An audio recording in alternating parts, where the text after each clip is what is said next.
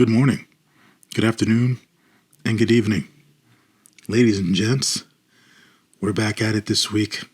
More movie reviews. And today, I'm going to talk about a little ditty, a double feature that I did this past Sunday, where if folks don't understand what a double feature is, I watched 2 movies in one day. But I took it even further, folks. I watched 2 movies in one day at 2 different movie theaters, not even close to one another.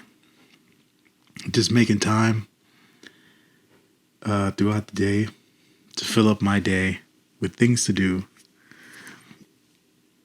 And I got to where I needed to get to with the fine help of phone apps, people at the movie theater, and the Greater New York Metropolitan Transportation Authority. Because, folks, I would say that there was a delay in my efforts to commence said double feature.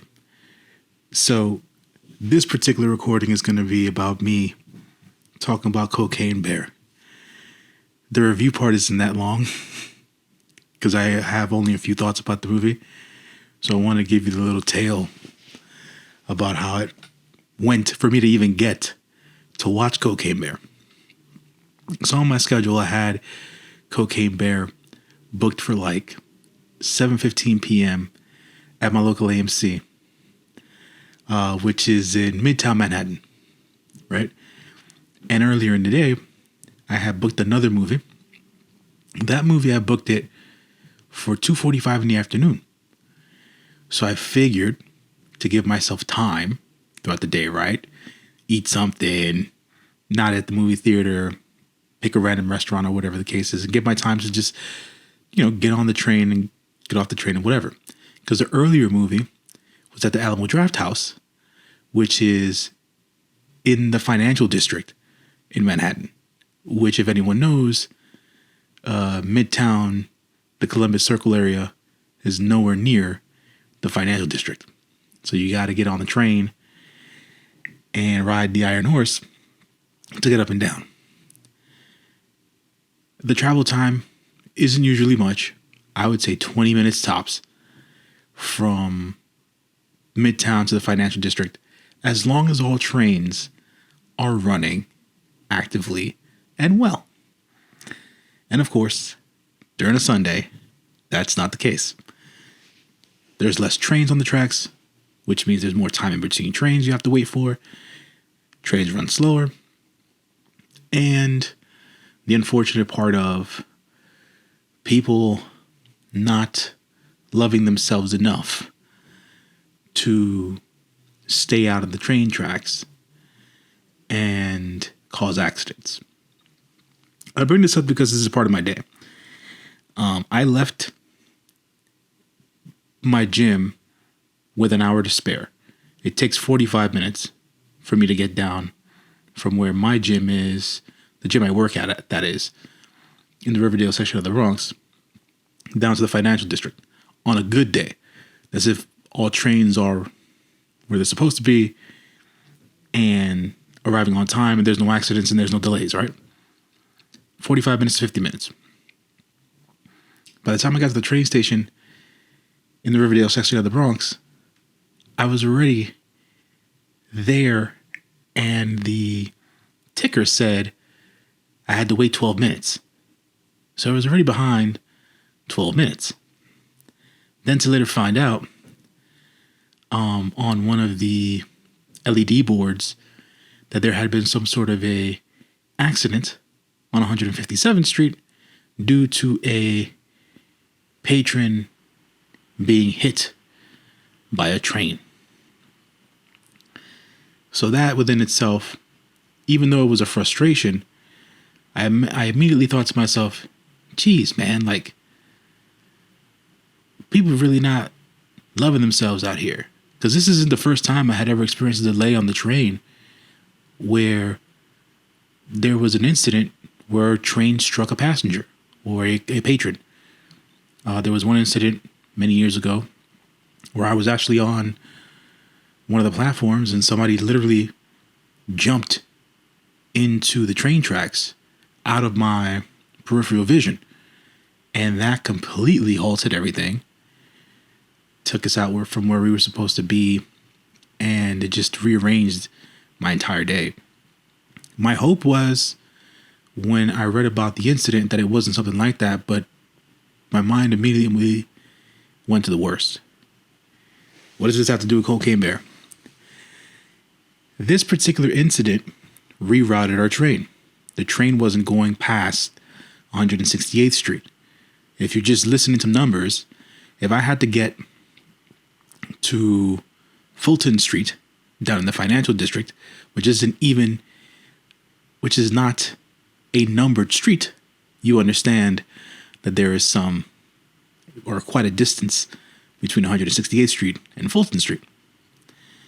So I had to reroute myself from that particular train, transfer to another train, had to wait another 8 minutes for that other train, get down to Fulton Street eventually. But with all that being said, my usual 45-minute, 50-minute trip turned into an hour and 20 minutes. By the time I get down to the Alamo Draft House, it's about 3:25. And I had already missed the show time for the movie I had booked earlier at 2:45. So I've run into this issue before at the Alamo Draft House because I'm a season pass member and holder. The dude at the front was nice enough to understand what happened to me on the train. And he was like, hey man, is there any other movie you would want to see? And I was like, bump this, I have more than an hour. The AMC allows me to cancel my ticket an hour before showtime. That showtime was 7:15. So I canceled my AMC ticket for the 7:15 showing. I flipped the movies. I tell the dude, hey, listen, I see that Cocaine Bear is showing at 4:20. It's 3:25. I'll chill out here at the seats upstairs at the Alamo Draft House. They're part of a larger building, and in the building there's like seating in the lobby. So I was just gonna hang out there for like about an hour or so, and that's what I did. The dude was nice enough to spot my movies for me. Didn't go against my season pass or whatever. So he was able to flip the movie from my 2:45 showing to a 4:20 showing of Cocaine Bear. I chilled for the hour, went down, back to the movie theater, with 10 minutes until movie time. And I was ready for some Cocaine Bear. I usually have to listen to my gut when I know I'm not going to enjoy certain movies.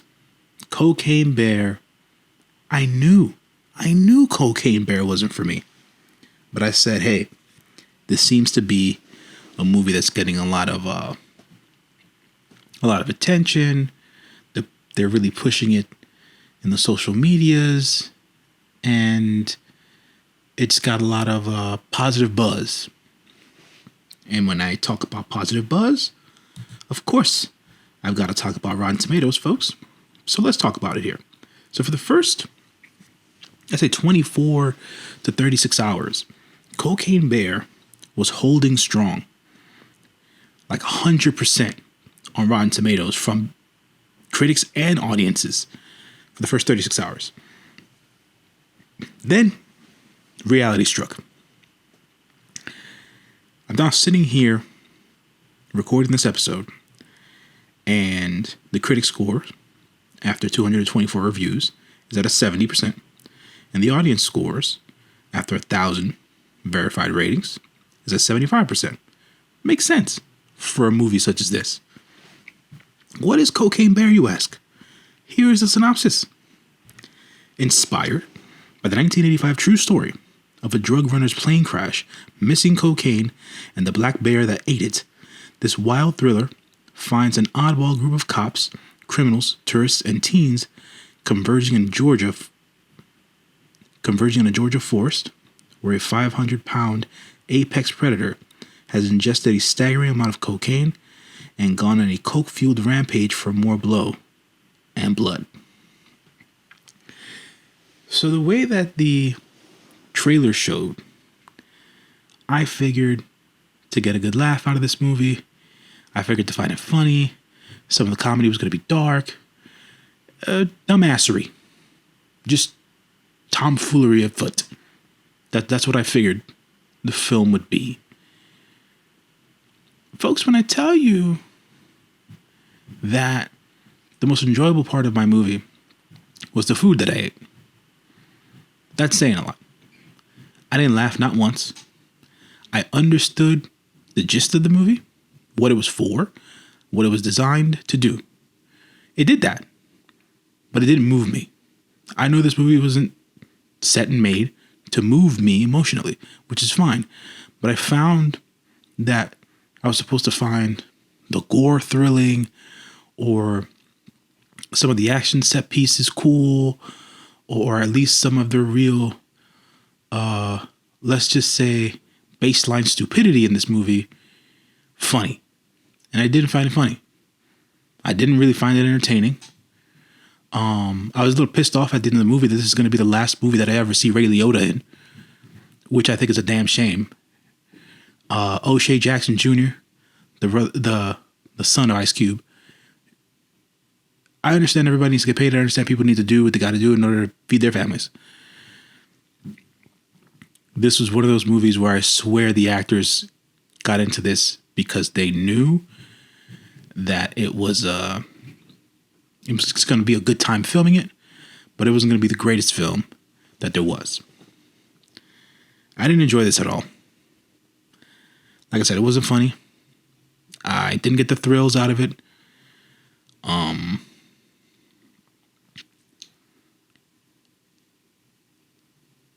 Yeah. I got nothing else to say, to be honest.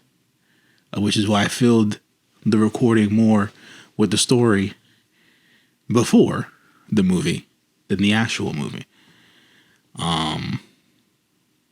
Yeah, the movie didn't do for me what it seemed to had done for other audience members in the theater.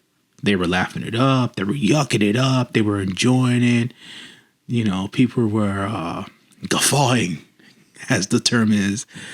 And I was like, yo, either this shit is going over my head, or I really don't find this movie, funny at all.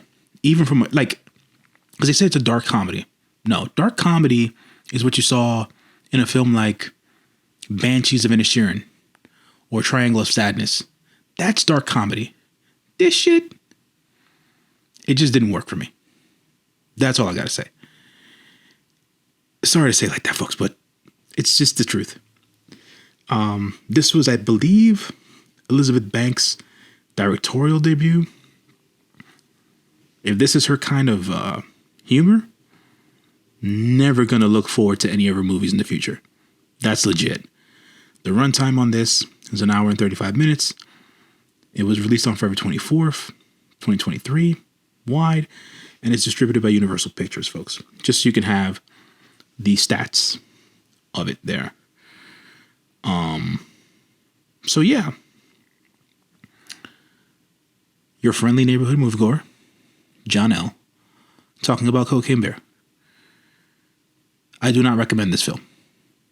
Watch this film at your own leisure, I guess. And you let me know what you think. Because now you know what I think. As always, folks, I appreciate you listening.